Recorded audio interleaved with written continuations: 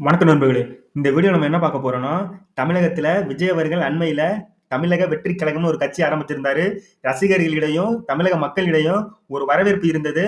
ஆதரிச்சாங்க பல பேரு, எதிர்த்தாங்க பல பேரு. இருந்தாலும் இந்த ஒரு விஷயம் வந்து பார்த்தீங்கன்னா, அண்மையில கேரளாவுல அவர்களோட ரசிகர் மத்தியில ஒரு பிரச்சனைய கிளப்பியிருக்கு. அது என்னங்கிறத இந்த வீடியோல நம்ம பார்க்க போறோம்.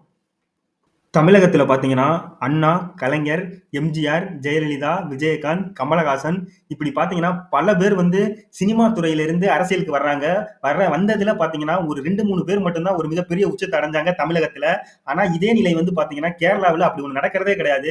கேரளாவ பொறுத்தவரையும் நடிகரா மட்டும் தான் பார்க்குறாங்க.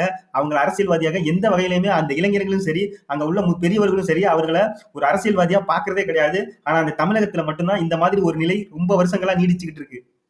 இந்த நிலையில கேரளாவுல விஜய் அவர்களுடைய மக்கள் இயக்கத்த வந்து அரசியல் கட்சியா மாத்துறதுக்கான வேலை நடந்துகிட்டு இருக்கிறதாகவும், அங்க உள்ள இளைஞர்கள் பார்த்தீங்கன்னா, விஜய் அவர்கள நாங்க ஒரு சினிமா பிரபலமா தான் பார்க்கிறோமே ஒழிஞ்சு, அரசியல் கட்சி தலைவரா எந்த வகையிலும் ஏத்துக்க மாட்டோம் அப்படின்னு சொல்லிட்டு, இன்னைக்கு விஜய் மக்கள் இயக்கத்திலிருந்து ரசிகர்கள் வந்து பார்த்தீங்கன்னா, இந்த இயக்கத்துல இதுக்கு மேல நாங்க செயல்பட போவது இல்லன்னு பல பேர் வெளிய கிளம்பிக்கிட்டு இருக்காங்கன்னு ஒரு செய்தி வந்துகிட்டு இருக்கு.